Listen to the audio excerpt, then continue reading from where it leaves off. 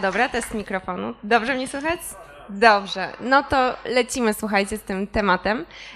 Zaczynamy. Myślę, że to będzie bardzo dobre uzupełnienie, jeżeli chodzi o prezentację Kasi, bo Kasia mówiła o tym, jak robić e-mail marketing, czyli jak już wysyłać kampanie e-mail marketingowe na fajnym case'ie, czyli swoim przykładzie w e-commerce.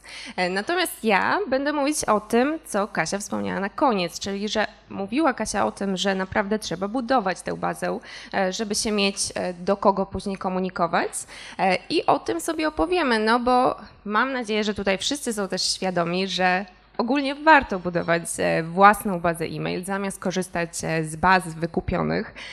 Gdzieś tam na Onecie, na WP są różne możliwości, bo jednak własna baza e-mail potencjalnie zainteresowanych klientów na pewno będzie Wam się lepiej sprawdzać, na pewno będzie Wam lepiej konwertować, no ale trzeba zacząć ją budować, więc jeżeli zaczynacie od zera albo po prostu już macie bazę e-mail, ale chcecie troszeczkę ją powiększyć, to będzie dla Was idealna prezentacja. Tak myślę przynajmniej, więc już zaczynamy. Chwilę o mnie, mam nadzieję, że to nie przeskoczy zbyt szybko, więc dlaczego w ogóle ja do Was o tym temacie mówię? Tak się składa, że mam doświadczenie w e-mail marketingu zarówno od strony zawodowej, jak i właśnie jako właściciel własnej firmy już buduję własną bazę e-mail od 5 lat, najpierw na jednym moim blogu, od 2 lat właśnie w ramach Italiana Marketing, to jest taki pseudonim artystyczny. Natomiast wcześniej miałam ze sobą doświadczenia w warszawskich korporacjach, gdzie właśnie się zajmowałam zarówno lead generation, czyli tymi kampaniami na pozyskiwanie kontaktów, jak i późniejszym lead nurturing, czyli wysyłaniem też kampanii, więc po pewnym czasie stwierdziłam, że fajnie by było te doświadczenia jakoś ze sobą połączyć, że skoro kurczę buduję własną bazę e-mail, no to może zacznę ją u siebie wykorzystywać do sprzedaży. I tak w pewnym momencie odkryłam, że naprawdę nie trzeba mieć jakichś ogromnych zasięgów, że wystarczy nawet baza e-mail kilku tysięcy adresów, ale pod warunkiem, że prowadzisz e-mail marketing dobrze, to ona może już generować sprzedaż. I to było dla mnie takie fajne objawienie i stwierdziłam, że chcę się w tym specjalizować. I teraz właśnie pomagam właśnie małym firmom, zarówno z branży B2C, jak i B2B. Natomiast w przeciwieństwie do Kasi raczej mało mam klientów z branży e-commerce, raczej z branż usługowych, takich związanych z budowaniem marki osobistej. No i właśnie pomagam tym firmom zacząć budować własną bazę e-mail, no i później zacząć do niej skutecznie sprzedawać, pokazując, że można to zrobić właśnie bez ogromnych zasięgów, z takim naciskiem właśnie na skuteczną konwersję. Więc tyle by było o mnie. A teraz o Was. Nikt tego nie lubi, no nie? Ale jeżeli właśnie chciałabym się po prostu dowiedzieć właśnie, czy Wy tutaj zgromadzeni, możecie podnosić rękę, tak może będzie łatwiej, czy Wy tutaj zgromadzeni właśnie pracujecie w jakichś firmach i zajmujecie się e-mail marketingiem, czy w ogóle interesuje Was ten temat dla kogoś, czy właśnie macie własne działalności? Osoby, które pracują w firmach i po prostu się zajmują tym zawodowo albo się interesują, ręka do góry teraz. Chciałabym się zorientować, ile Was jest. Okej, śmiało, nie gryzę. Dobra. A czy są też takie osoby właśnie, które budują własne firmy i w tym kontekście się interesują e-mail marketingiem? Kilka osób? Też. W większości raczej widzę, że pracujecie w takich działach, więc postaram się, żeby ta prezentacja była do tego dostosowana. Natomiast taki minus właśnie, który ja odkryłam pracując swego czasu właśnie w warszawskich korporacjach jest taki, że często osoby z działów e-mail marketingu pracują w oderwaniu od działów sprzedaży. Czyli generujemy leady, mamy jakieś targety na generowanie kontaktów właśnie, ileś tam w miesiącu, czy w ogóle na skuteczność działań właśnie marketingowych, na open rate'y, na CTR-y, a potem niekoniecznie śledzimy, jak to się przekłada później na sprzedaż, prawda? I dlatego właśnie tak ja lubię pracować dla tych małych firm, bo wtedy jest to skupione w jednej osobie i te osoby rozumieją, że po prostu z tego potencjalnego leada ma być klient, tak? Bo docelowo o to w biznesie chodzi. Natomiast mam nadzieję, że i u Was będzie to jasne, więc myślę, że się dogadamy. Okej, teraz chciałabym zacząć też od tego, że bardzo lubię skróty. W mojej prezentacji będzie dużo skrótów z tego powodu, że uważam, że wtedy łatwiej jest coś zapamiętać, a chciałabym, żebyście coś z tej prezentacji jednak wynieśli oprócz właśnie napicia się piwa tutaj w przyjemnej atmosferze i przyjemnym towarzystwie. Więc mam nadzieję, że te skróty sprawią, że będzie wam to łatwiej zapamiętać. I chciałabym zacząć od pytania też. Ciekawe, czy ktoś będzie na tyle odważny. Co jest według was najważniejsze? Nie ma złych odpowiedzi, tak jakby śmiało, ale co jest według was najważniejsze w zaprojektowaniu skutecznej kampanii na pozyskiwanie kontaktów? Jeżeli nikt się nie odezwie, no to spoko, ja po prostu powiem, ale może ktoś chce zgadnąć. Grupa docelowa, spoko, fajnie. Co jeszcze? Kreacja, dokładnie, kreacja. No i fajnie. I generalnie to są już 2 z tych 3 elementów, o których będziemy rozmawiać. Więc bardzo fajnie, że wam się udało. Więc to będzie skrót. Pierwsza rzecz, czyli to już ktoś powiedział, dobrze dobrana grupa docelowa, czyli audience. Nie lubię tych angielskich skrótów, ale po prostu o to chodzi, że mamy taki akronim, który łatwiej zapamiętać po angielsku, więc będzie po angielsku. To jest pierwszy czynnik, który będziemy brali pod uwagę. Drugi czynnik, czyli też to się już pojawiło, kreacja reklamowa, czyli sam fakt, jak ta reklama wygląda, która ma sprawić, że ktoś nam docelowo kliknie i później zostawi ten ważny zasób, czyli adres e-mail. Przy czym kreacja reklamowa tutaj rozumiem zarówno, w zasadzie to powinno być copy i grafika, przepraszam bardzo, troszkę to jest jedno i to samo. Copy i grafika, bo w niektórych, w zależności od medium, w niektórych formatach reklamowych będziemy mieli tylko i wyłącznie tekst, prawda? Na przykład w reklamach typu Google AdWords, to się już chyba tak nie nazywa, a w niektórych reklamach będziemy mieli zarówno wizual, jak i tekst i oba te elementy mają znaczenie oczywiście. I jeszcze trzecia ważna rzecz, o której chciałabym wam dzisiaj opowiedzieć, czyli wabik na potencjalnego klienta. Lead magnet. Fajnie to powiedziała właśnie Kasia, że oni mają lead magnet w e-commerce po prostu zniżkę, rabat, czyli coś, taka etyczna łapówka, która sprawi, że dana osoba nam ten adres e-mail zostawi.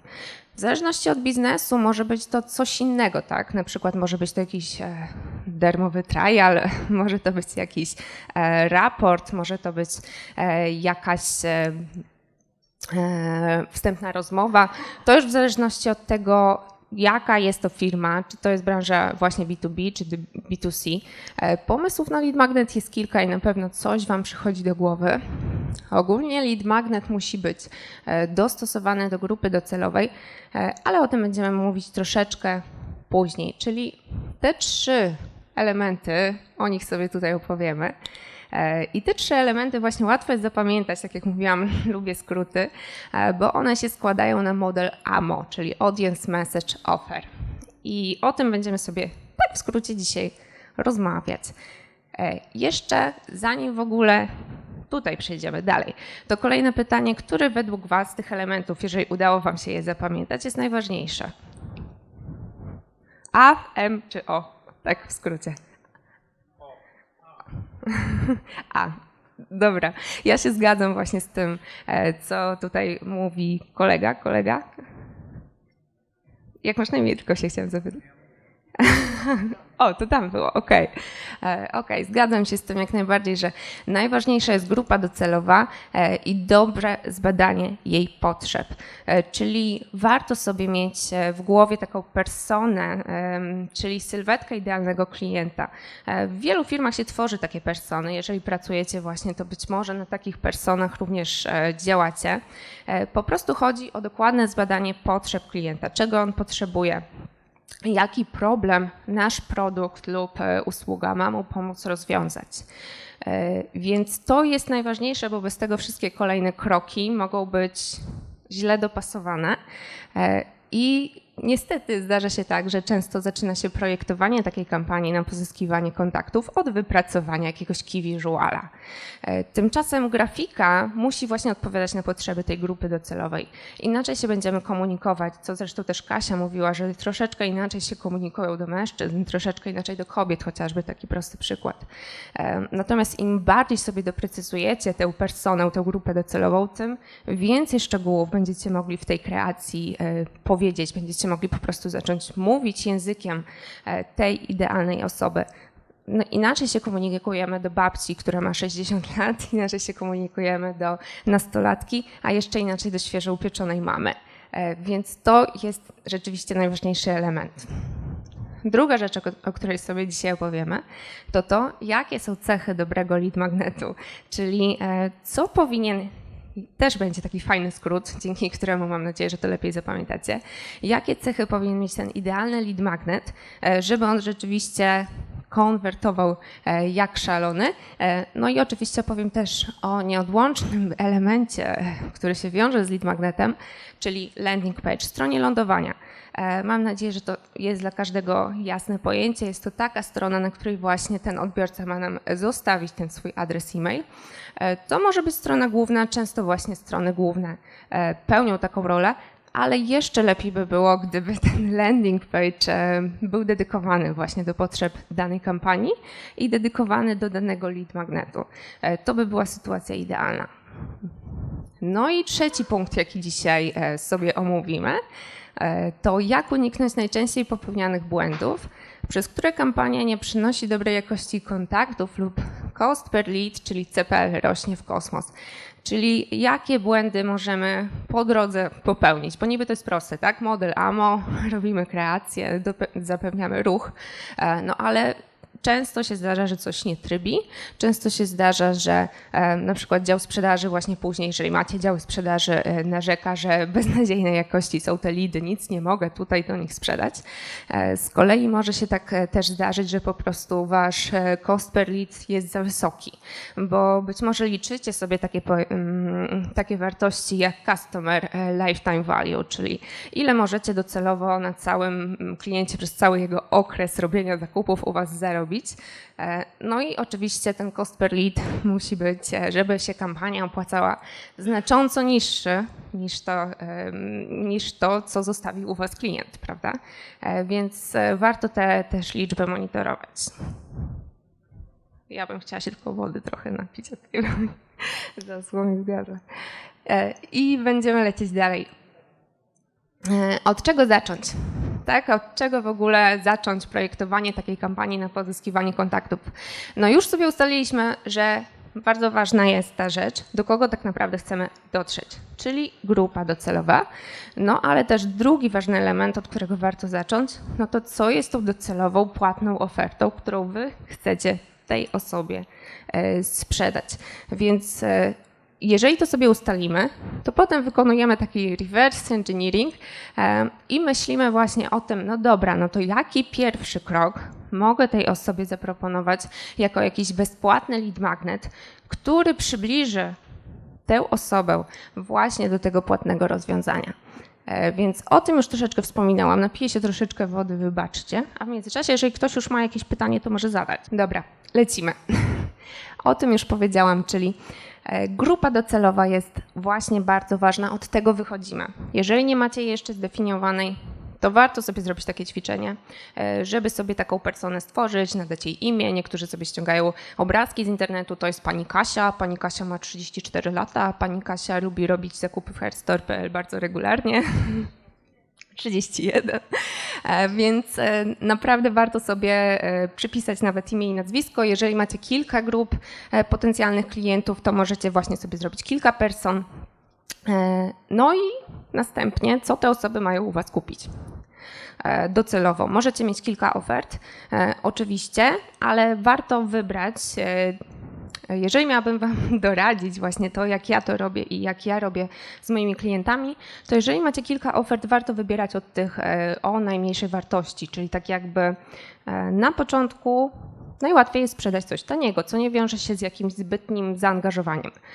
Oczywiście, jeżeli świadczycie usługi, które są drogie albo sprzedajecie jakieś oprogramowanie, które jest drogie, to może być to ciężkie do wymyślenia. Wówczas po prostu później trzeba zaprojektować nieco inaczej proces komunikowania się z tym świeżo pozyskanym leadem, co też zresztą Kasia fajnie mówiła, że oni mają taką całą sekwencję maili, w której właśnie jeżeli ta osoba nie skorzysta natychmiast ze swojego kodu zniżkowego, to może to zrobić, więc da się to też zrobić, ale jeżeli macie kilka ofert do wyboru, to radziłabym właśnie zaczynać od tej stosunkowo taniej. Czyli wybieramy ofertę i potem zastanawiamy się, no dobra, no to co mogę dać za darmo, co będzie jakimś dobrym wstępem do tej oferty. I tak jak już mówiłam, jeżeli chodzi o format, to jest tego mnóstwo. W zależności od branży, czy w branży B2B to właśnie się dobrze sprawdzają jakieś raporty, dobrze się sprawdzają jakieś wersje demo, free triale. Jeżeli chodzi o branżę B2C, e-commerce, no to z kolei będzie zniżka, tak? Ten rabat jednak najlepiej działa.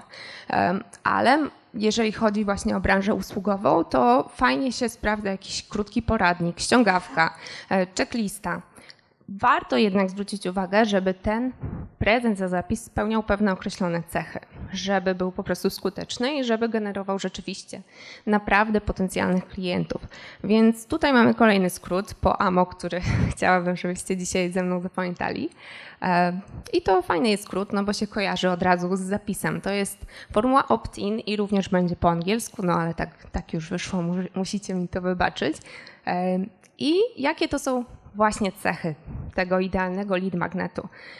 Warto zwrócić uwagę, żeby ten lead magnet rozwiązywał jeden problem, za to rozwiązywał go kompletnie. Natomiast to nie jest ten problem, za który docelowo ma zapłacić, tak? No bo to by było bez sensu, bo my chcemy, żeby on docelowo jednak u nas zostawił pieniądze.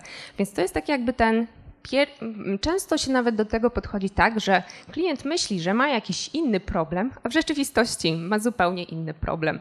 I dopiero twój produkt może pomóc mu go rozwiązać. Tak na przykład klient może właśnie myśleć, że on nie potrafi sobie zaprojektować jakiejś automatyzacji mailowej, tak? Pozostając w naszym temacie, że po prostu nie umie, nie radzi sobie. No i możecie zrobić jakieś takie mini szkolenie, mini webinar, na którym mu pokazujecie, jak tę automatyzację mailową może sobie wykonać. I następnie klient sobie uświadamia, że inny problem.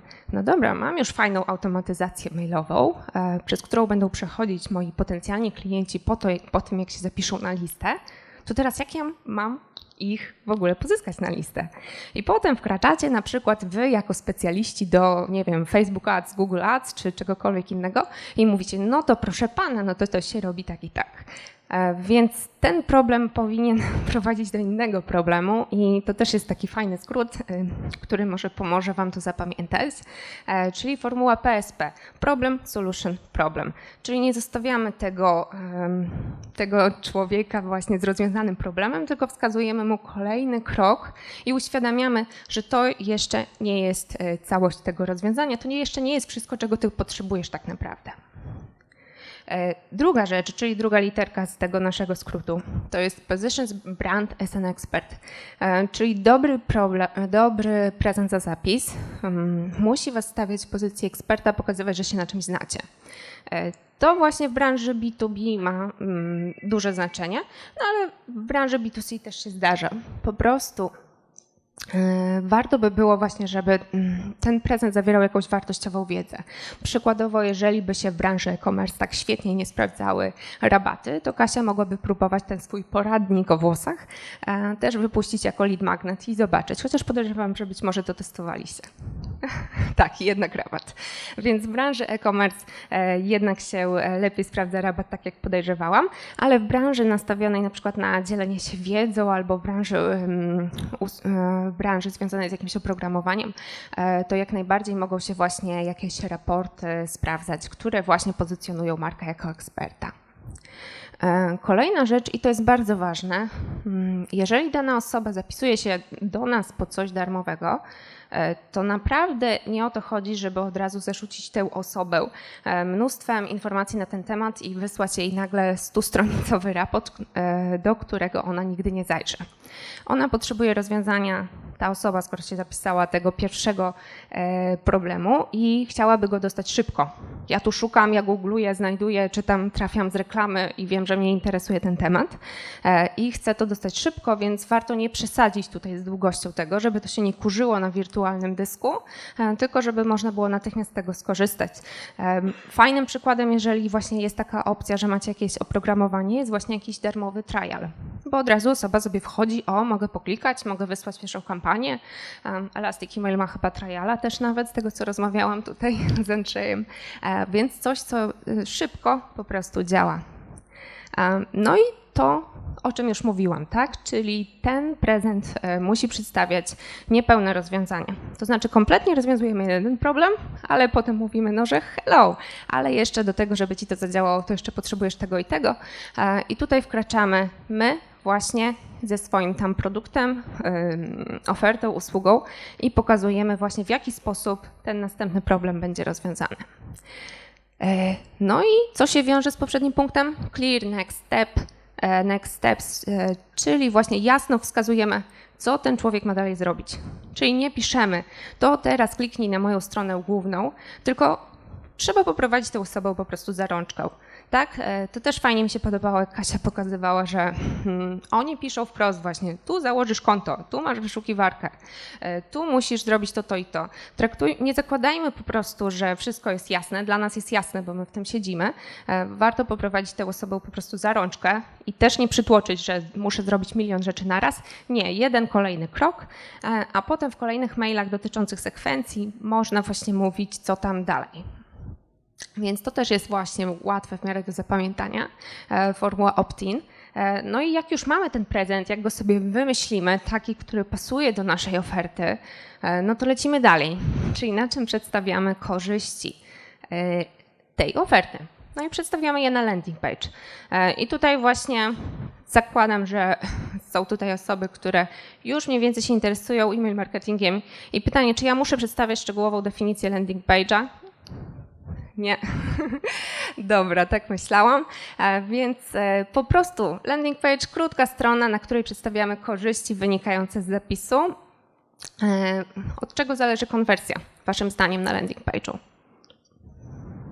Konwersja, czyli ile osób spośród tych osób, które wejdą na stronę, się po prostu zapisze. Tak jakby też nie ma złych odpowiedzi, bo jest kilka rzeczy. Od treści, od użyteczności. Od prostoty.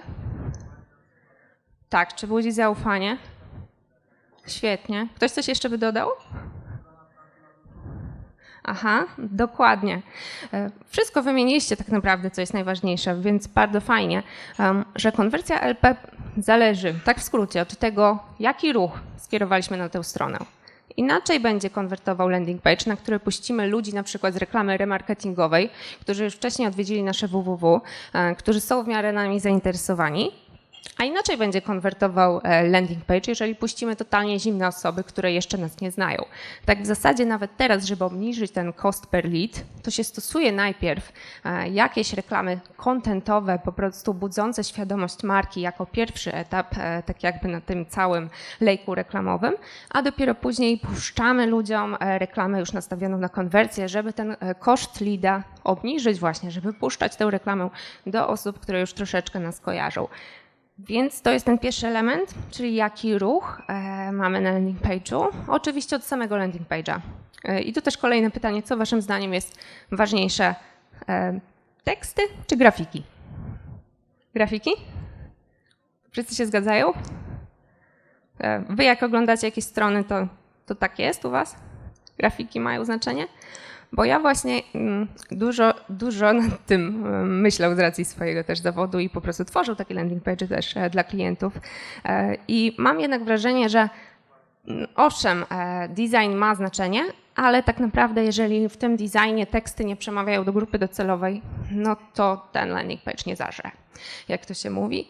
Więc jednak owszem, nie możemy puścić ludzi na landing page rodem z 2000 roku, na którym migają gify i gwiazdeczki. I ja osobiście zawsze zaczynam od pisania tekstów, a dopiero później zastanawiam się, jak to ułożyć tak jakby graficznie. I bardzo nad tym ubolewam, że często te teksty są tak jakby troszeczkę niedoceniane. Więc w skrócie tak, a co się powinno znajdować na dobrym landingu, to już właśnie zależy. Między innymi od tego, jaki rodzaj ruchu tam puszczamy, żeby też zapamiętać sobie kolejną rzecz, to kolejny skrót, że jeżeli brakuje wam inspiracji, co tam powinno być w poszczególnych sekcjach landing page'a, to mamy taki model 4P, ale tu też powiem, że Nie zawsze musicie robić te landing page zapisu jakieś bardzo długie.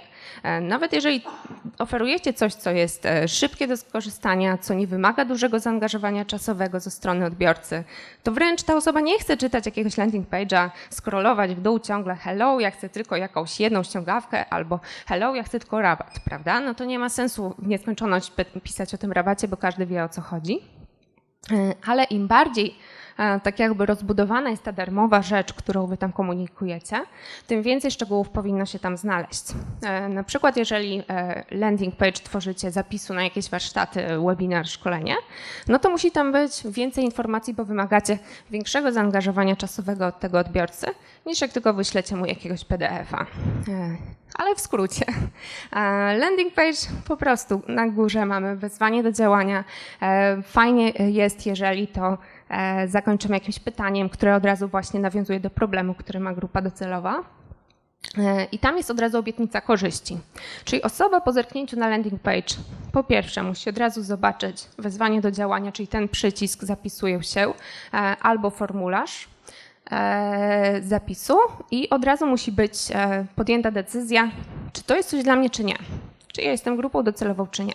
I to są te elementy na górze, które tak jakby są widoczne bez scrollowania i to zarówno na wersji desktopowej, jak i mobilnej warto zwrócić uwagę, żeby to było widoczne na samej górze. A potem tak jakby w przypadku bardziej rozbudowanych darmowych rzeczy można dodać szczegóły, czyli dodać jakieś benefity tej darmowej oferty, czyli właśnie to jest ta sekcja Paint, że nakreśli jakie są korzyści. I tutaj też jest bardzo ważne, żeby to były korzyści, nie cechy, bo to jest częsty błąd, że piszemy na przykład, że to jest darmowy trial, wysyłasz do iluś tam kontaktów, albo że to jest PDF, czy raport, który ma 50 czy 100 stron. To jest właśnie cecha, to nie jest korzyść. Osoby nie interesuje tej, która zagląda na ten landing page, czy ten raport ma 100 czy 150 stron, tylko to what's in it for me, czyli jak ja na tym skorzystam, więc piszemy tymi korzyściami. Proof. Jest to taki element, który warto dodać, jeżeli właśnie zwłaszcza kierujecie ten landing page do tego zimnego ruchu. Czyli jakie wy macie kompetencje, predyspozycje, żeby właśnie prezentować ten darmowy jakiś prezent. Można tu wzbudzić na przykład można tu zamieścić jakieś na przykład opinie, można tu zamieścić jakieś właśnie logotypy marek, z którymi współpracujecie. Najlepiej się sprawdzają właśnie opinie, no po prostu coś, co wzbudza zaufanie, przedstawia też, jeżeli budujecie markę osobistą, ja na przykład tak robię, no to też piszę troszeczkę o sobie po prostu, no jeżeli macie firmę, no to piszecie o firmie, dlaczego właśnie warto. To jest ten element proof, który warto właśnie, no jeżeli nie jesteście szalenie znani, na pewno go uwzględnić. I na końcu landing page'a, czyli właśnie jeżeli on jest dłuższy, to jeszcze raz wezwanie do działania na pewno warto powtórzyć. Czasami warto to właśnie połączyć z jakimiś elementami, które dodatkowo popychają tę osobę, żeby zadziałała właśnie teraz. Nie za jakiś czas, ja chcę teraz. Ja chcę teraz, na przykład jakiś licznik, że ta oferta jest czasowo limitowana. Może to być właśnie jakieś no najlepiej w sumie się sprawdzają takie time limited rzeczy, a jeżeli wasza oferta nie jest czasowo limitowana, no to po prostu jeszcze raz wzywamy do działania, przedstawiamy jeszcze raz tę korzyść i formularz, żeby też na samym końcu można było te dane zostawić. No i co jest bardzo ważne, tak? Bo tak jakby to jest koniec tego, co technicznie powinno się dziać, jeżeli chodzi o samo pozyskanie kontaktu. No ale tak jak wiecie, ja pracuję głównie dla małych firm i dla tych małych firm, no to się nie kończy na pozyskaniu kontaktu i w ogóle się nie powinno kończyć na pozyskaniu kontaktu. To jest pytanie, no jak dalej przekonwertować tego leada na zakup, na sprzedaż. Więc warto też myśleć od razu o zaprojektowaniu całego procesu sprzedażowego, czyli zaprojektowaniu na przykład tej sekwencji maili, o której mówiła Kasia, automatycznej. Można też, jeżeli wasz produkt na przykład wymaga czegoś takiego, żeby się umówić z konsultantem, to ta sekwencja może zapraszać do takiej rozmowy z konsultantem. Warto po prostu pomyśleć, co następnie będzie się działo, no i też wykorzystać potencjał tej pierwszej wiadomości po zapisie, która ma te współczynniki open rate najwyższe, one już nigdy nie będą takie wysokie. Warto w tej pierwszej wiadomości właśnie na pewno przedstawić się, powiedzieć, dlaczego w ogóle warto się dalej właśnie zapisać. To znaczy dalej was śledzić i w ogóle czytać te maile, nawet jeżeli od razu tak jakby dana osoba nie skorzysta. OK, i teraz ten ostatni element, czyli message, bo opowiedzieliśmy sobie o audience chwileczkę, opowiedzieliśmy sobie o offer, czyli o tym lead magnecie naszym i landing page'u. I teraz kreacja, tak? Czyli message. Jak przedstawić zalety oferty i dotrzeć do idealnego klienta, czyli to jest dopiero ta rzecz, którą widzi ten potencjalny klient, zastanawiając się właśnie, czy kliknąć w ogóle gdzieś tam w internecie i przenieść się na ten landing page. I tutaj tak naprawdę zła wiadomość jest taka, że nie ma za bardzo takich uniwersalnych reguł, bo w zależności od branży może to wyglądać zupełnie inaczej. Natomiast mogę Wam przedstawić taką garść wskazówek z takim zastrzeżeniem, że oczywiście wszystko to trzeba testować i dostosowywać oczywiście do swojej grupy docelowej. Więc na pewno dobra reklama, co już ustaliliśmy, mówi językiem Twojego klienta, czyli nie używa jakichś takich słów, których ten potencjalny klient nie rozumie.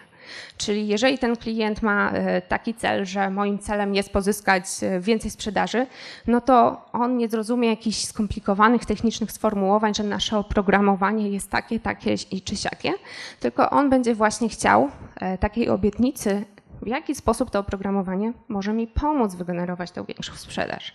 Więc używamy po pierwsze języka klienta, a po drugie odwołujemy się do tych jego takich palących problemów, aspiracji.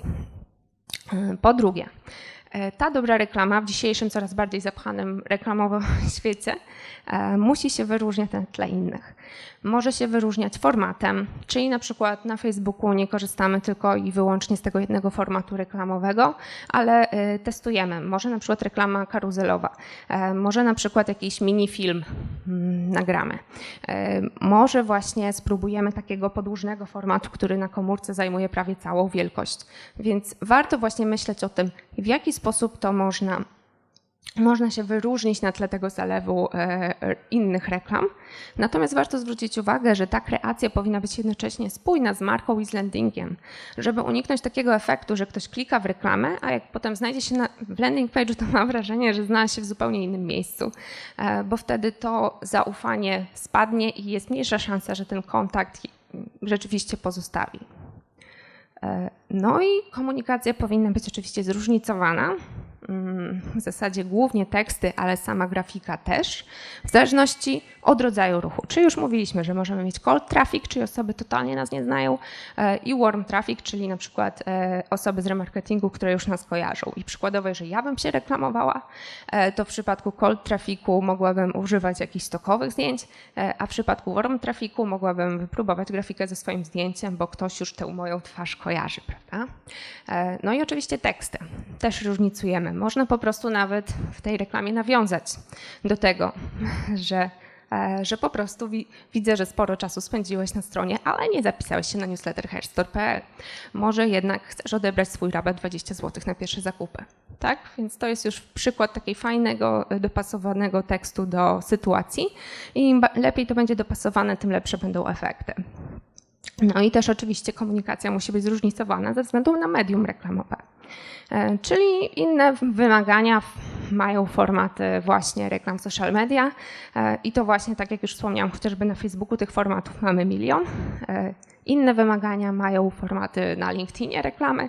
Jeszcze inne wymagania mają banery Google Ads, bo tam już w ogóle jest naprawdę niesamowicie dużo tych formatów, jeżeli ktoś na nich działa. Więc musi to być po prostu dostosowane też do tego, co widzi na początku odbiorca. No i to, co już też mówiłam, przedstawia korzyści, nie cechy.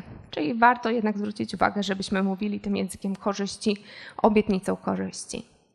No Nie mogę wam dać lepszej wskazówki. Przede wszystkim testujcie, bo coś, co się sprawdza u mnie, może się nie sprawdzać u was.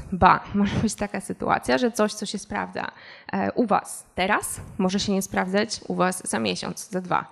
Więc to nie jest niestety tak, że można sobie taką reklamę ustawić raz i potem już w ogóle nie zaglądać do niej, bo ta efektywność może z czasem spadać. Więc warto do niej zaglądać, testować i kombinować tak, żeby uzyskać te satysfakcjonujące koszty cost per lead. No i jak pozyskać te kontakty, tak? Bo omówiliśmy sobie te 3 elementy reklamy według skutecznej kampanii reklamowej, według modelu AMO. No to jak zapewnić ten ruch? To już na podstawie tego, co mówiłam mniej więcej, powinniście wiedzieć, ale zanim jeszcze o tym powiem, to jeszcze podsumowanie, tak? O czym mówiliśmy? Najważniejsze elementy skutecznej kampanii typu lead generation, doprecyzowana grupa docelowa, świetny lead magnet, świetny landing page, zaprojektowany dalszy lejek sprzedażowy, czyli rozumiemy, że te leady później mają się przekonwertować na sprzedaż, a nie są zostawiane same sobie, że ktoś się z nimi skontaktuje za miesiąc, a może 2. No i ta kreacja reklamy jako ostatnia rzecz, ale też jest ważna, czyli teksty i grafika dopasowana do rodzaju ruchu i medium. I teraz pozostaje właśnie zapewnić dopływ ruchu w kampanii. I to jest taki bardzo prosty wykresik, taki bardzo poglądowy, jak możemy ten ruch zapewnić. Możemy ten ruch sobie podzielić na ruch organiczny, ruch płatny i ruch tak jakby z linków afiliacyjnych, tak w skrócie. Jeżeli chodzi o ruch organiczny, no to oczywiście to jest ruch z wyszukiwarek, tutaj też nie dopisałam, czyli nasza strona www, SEO, content marketing, jaki tam prowadzimy, czy jakiś blog, artykuły.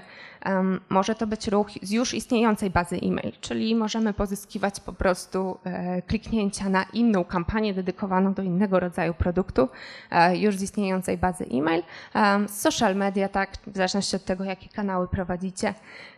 A możemy też po prostu zapłacić, czyli możemy zapłacić w modelu pay per click w Google, w Facebook Ads możemy zapłacić właśnie w modelu płatności za leada, tak? Czyli są reklamy na konwersję i możemy płacić za osoby, o ile macie dobrze skonfigurowany pixel Facebooka, za osoby, które się rzeczywiście zapiszą, odwiedzą stronę podziękowania i to jest najbardziej opłacalna reklama. I tak jakby te dwie w tym momencie formy kontrolują ponad 50% ruchu płatnego, więc można z dużym prawdopodobieństwem uznać, że z której z nich będziecie chcieli skorzystać. No ale to nie wszystko. Mamy też pozostałe platformy social media, mamy reklamy na LinkedInie, mamy na Twitterze. Możemy kombinować też z innymi źródłami. No i mamy też linki afiliacyjne, z tym, że tam trzeba sobie wziąć na klatę to, że no płacicie też prowizję afiliantom, tak? Czyli trzeba mieć dobrze matematykę opracowaną i wiedzieć, jaki możecie procent zaproponować tym swoim afiliantom, żeby wam się to opłacało. No i żeby obniżyć koszty reklamy, no to na pewno warto zwrócić uwagę na remarketing. Remarketing możemy robić na Facebooku, możemy robić w Google, czyli właśnie jak ktoś już odwiedził naszą stronę, no to warto się z taką osobą komunikować i przypominać o tej opcji zapisu na newsletter. Dobra, najczęściej popełniane błędy i to będzie koniec, więc już nie martwcie się, już kończę, nawet nie wiem ile już gadam. Więc najczęściej popełniane błędy, przez które koszt reklamy jest wysoki lub lidy nie przekładają się na sprzedaż. Więc wyróżniłam tych błędów bardzo dużo. Nie będę już chyba szczegółowo ich omawiać, bo ja je w trakcie prezentacji tutaj omawiałam. Więc jeżeli ktoś chce sobie tutaj zrobić zdjęcie czy coś, to proszę bardzo, bo wszystko raczej powinno być jasne, chyba że do tego są jakieś pytania. A jeżeli nie, no to ja generalnie skończyłam. Dziękujemy. Czy z widowni są jakieś pytania do Italiany? Rafał, ja mam takie pytanko odnośnie spójności reklamy z landing page'em, co akurat czytam, ale podałaś też taki przykład, że powinno to być spójne z marką.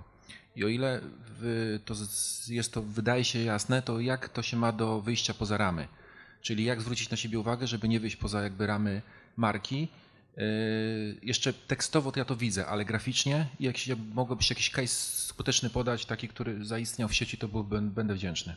Dzięki. Dobra. Nie wiem, czy teraz przychodzi mi do głowy jakiś konkretny case, ale ogólnie warto po prostu zadbać o to, żeby w każdej kampanii mieć jakiś spójny key visual, który się później właśnie przewija. I przewija się na kreacjach displayowych i przejawia się też później właśnie na tych innych reklamach i też na landing page'u. I można też świecić też tym samym wizualem, właśnie robić tak jakby akcje promocyjne w sklepie, więc podejrzewam, Kasia, że wy tak też trochę działacie, że jak jest jakaś akcja, no to po prostu to wygląda spójnie i w sklepie, i tak jakby na kreacji. A jeżeli chodzi o to, jak zachować spójność z marką, no to pytanie, na ile też wasza marka może sobie pozwolić na jakieś szaleństwa, bo są marki, które bardzo do tego podchodzą po bożemu i mają dosyć sztywny branding i nie można sobie zaszaleć, a jeżeli macie większą elastyczność, to tak jakby może się przewijać tylko wasze jakieś logo albo przyciski mogą być w kolorze marki, a tak jakby zresztą można szaleć. To już też zależy od grupy docelowej. Natomiast wydaje mi się właśnie, że jeżeli przewijają się jakieś kolory plus marki, plus przewija się też właśnie gdzieś jest widoczne logo, to tak jakby jak najbardziej wystarczy. Dziękujemy bardzo za pytanie. Czy z publiki mamy jeszcze kolejne pytania? Jak nie ma pytań, no to dzięki, a w razie czego jeszcze zostanę.